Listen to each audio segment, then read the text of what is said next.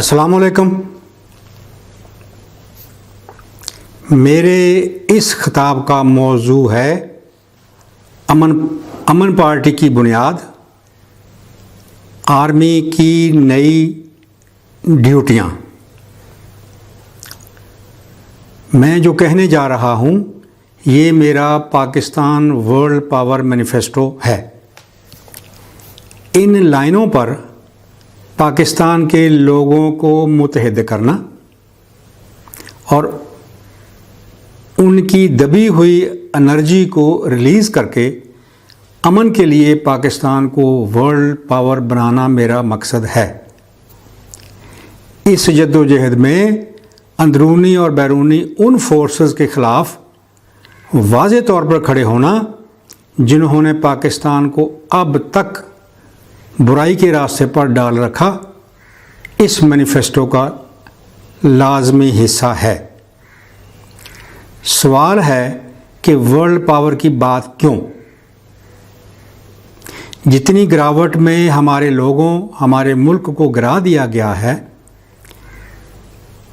इसको हाथ डालने वाले का हदफ छोटा हो ही नहीं सकता।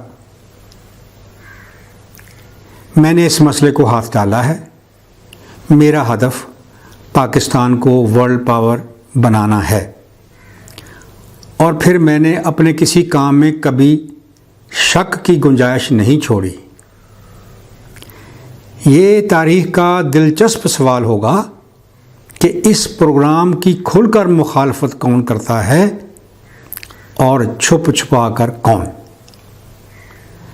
ज़ाहिर है इनसे वही लोग डील करेंगे जो स्ट्रगल में होंगे और मुस्तकबिल के हुक्मरान, इंशाअल्लाह।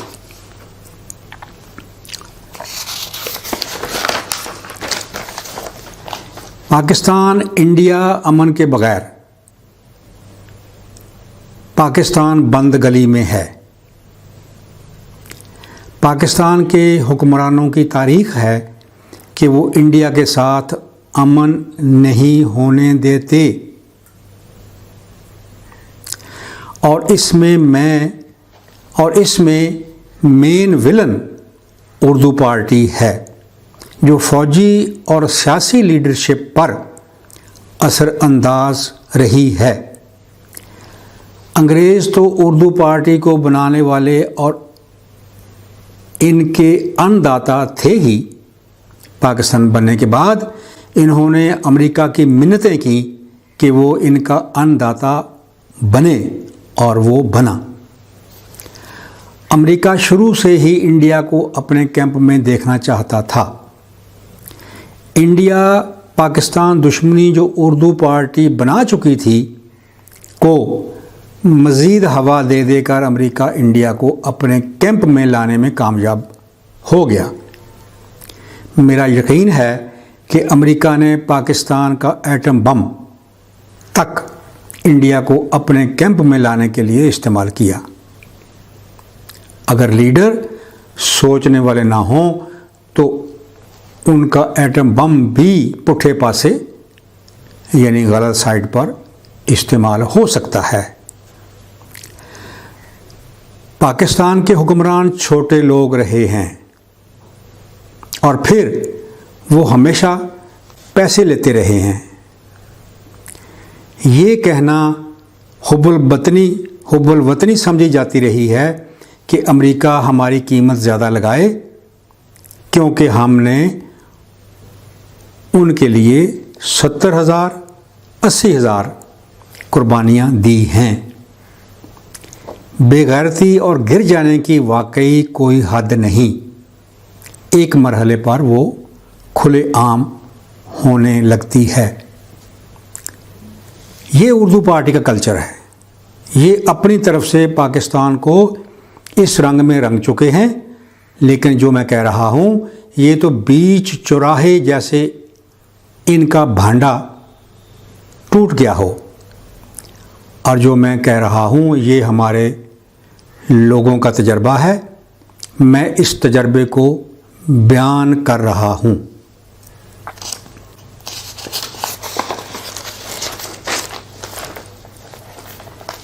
یہ ایک تاریخی بحران ہے، یہ ایک دور کی بات ہے جو اپنے اینڈ، اپنے اختتام کو پہنچ گیا ہے۔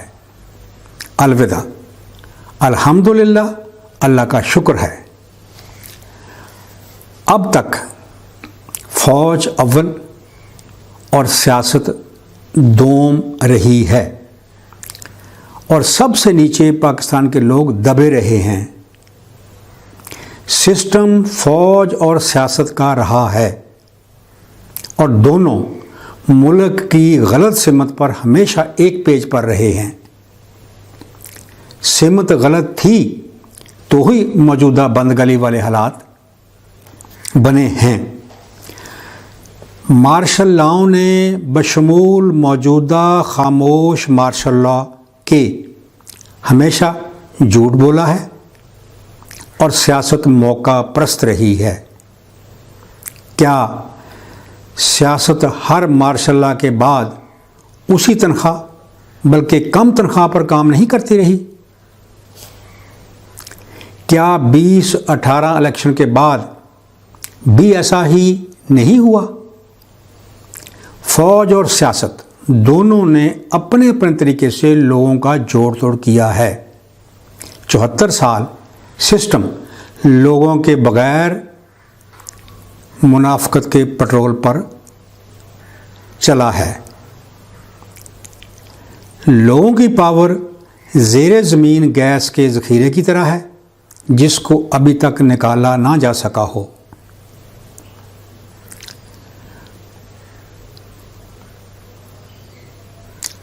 ہر مارشل لاء کے پیچھے اقلیتیں رہی ہیں،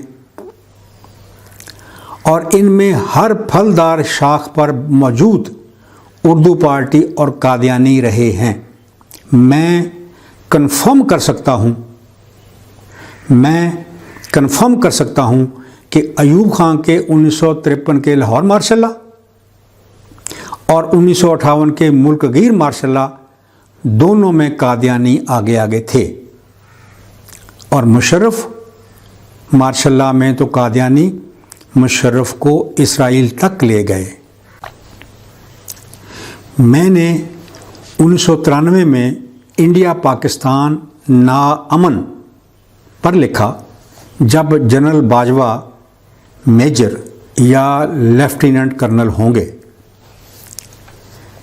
Internally, Pakistan is in a state which cannot be termed settled, while externally thousands of kilometers of our eastern borders remain closed as if the world on the other side ends there. We are very near to a dead end. یعنی اندرونی طور پر پاکستان کے معاملات طے شدہ نہیں ہیں، جبکہ بیرونی طور پر ہزاروں کلومیٹر کی ہماری مشرقی سرحد اس طرح بند رہتی ہے جیسے اس پار دنیا ہی ختم ہو جاتی ہے۔ ہم بند گلی کے آخری سرے کے بالکل قریب ہیں، اور اب میں کہتا ہوں کہ ہم بند گلی کے آخری سرے کو چھو رہے ہیں، پیچھے جا نہیں سکتے۔ دائیں بائیں راستے بند ہیں۔ یہ اردو پارٹی کا سسٹم جس کی بنیاد منافقت، ہیرا پھیری اور انڈیا دشمنی پر رکھی گئی تھی، ہمیں یہاں لے آیا ہے۔ انڈیا پاکستان امن بنیاد ہے پاکستان کے لوگوں کی پاور پر پاکستان کو کھڑا کرنے کی۔ اس کے بعد ورلڈ پاور بننے کا کام شروع ہوتا ہے۔ یہ کہ اس کام میں رکاوٹیں نہ آئیں، اردو پارٹی کا ریاست میں جو بہت عمل دخل ہے اس کو کم کرنا ضروری ہوگا۔ یہ کلیدی اسامیوں پر جتنا کم نظر آئیں پاکستان کے لیے اتنا ہی اچھا ہوگا۔ مزید ان کو رائے عامہ میں دخل اندازی سے منع رکھنا بہت ضروری ہوگا۔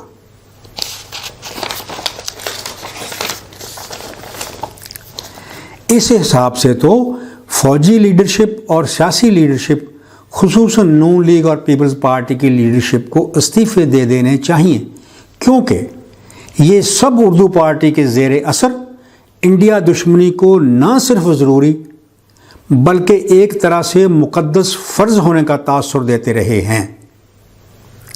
لیکن ہم یہ جانتے ہیں کہ ان پارٹیوں کے لیڈروں نے شملہ معاہدہ اور لاہور ڈکلیریشن پر دستخط کیے تھے، لہٰذا ان سے احتیاط کے ساتھ خیر کی توقع رکھی جا سکتی ہے، بشرطے کہ چوکس رہا جائے۔ جو لوگ اس وقت پاور میں ہیں یہ سیاسی لیڈرشپ نہیں ہے، یہ کوئی الگ سی شے ہے۔ یہ کیا شے ہے، میں اس کی تشخیص بہت پہلے 2014 میں کر چکا ہوں، آپ انہیں نظر انداز کر دیں۔ اگر پاکستان میں پارٹی سسٹم چل سکتا تھا تو وہ وقت اردو پارٹی نے ضائع کروا دیا۔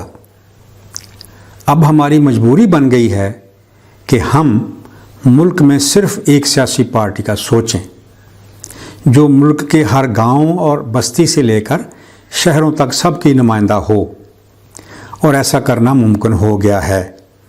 ہم اس پارٹی کو فی الحال امن پارٹی کہہ سکتے ہیں۔ آگے کام اتنا ہے کہ پارٹی بازی سے نہیں ہو سکتا، اس کے لیے یکسوئی چاہیے، سیاسی لیڈرشپ واضح طور پر کنٹرول میں ہو جو لمبے منصوبے بنا سکے اور پورے کر سکے، دنیا میں بدلتی صورتحال کے ساتھ ایک اچھے ڈرائیور کی طرح وہ ملک کو ایکسیڈنٹوں سے بچا سکے۔ پاکستان کے بند گلی کے آخر تک پہنچ جانے میں اور راستے بند ہونے کو کیا فوجی اور سیاسی لیڈرشپ صحیح دیکھ سکتی ہیں؟ میں اس پر کچھ نہیں کہتا، میری ذمہ داری ہے، لہذا میں محتاط رہوں گا۔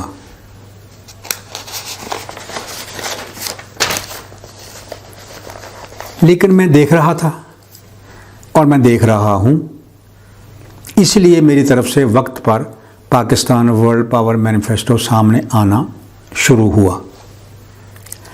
Pakistan world power manifesto Pakistan کو ریسکیو کرنے کا پروگرام ہے۔ میں امید کرتا ہوں کہ فوجی اور سیاسی لیڈرشپ پاکستان کے لوگوں پر، خود اپنے آپ پر، اپنی آئندہ نسلوں پر رحم کریں گی، پیچھے ہٹیں گی اور سوچیں گی اور پاکستان کو ریسکیو کرنے کی کوششوں میں حصہ لیں گی۔ اس کے لیے ضروری ہوگا کہ فوجی لیڈرشپ کو انڈیا کے محاذ کی بھاری ڈیوٹیوں سے فری کیا جائے، اور یہ انڈیا پاکستان امن کا آغاز کر کے کیا جائے گا، اور فوجی leadership Pakistan world power manifesto کی سمت اور اہداف کو سامنے رکھ کر اپنی اندرونی اصلاحات میں لگے اور قوم کے آواز دینے پر تیار رہے۔ پاکستان میں اصلاحات کا دور کتنا بھرپور ہو سکتا ہے، اس کی شاید ہی کوئی حد ہو، اور ان کاموں میں اکثر موقعوں پر فوج کا بنیادی رول نظر آ رہا ہے۔ فوج کی ڈیوٹیاں بہت بڑھ جائیں گی، سچ یہ ہے کہ ہم سب کی ڈیوٹیاں بہت بڑھ جائیں گی۔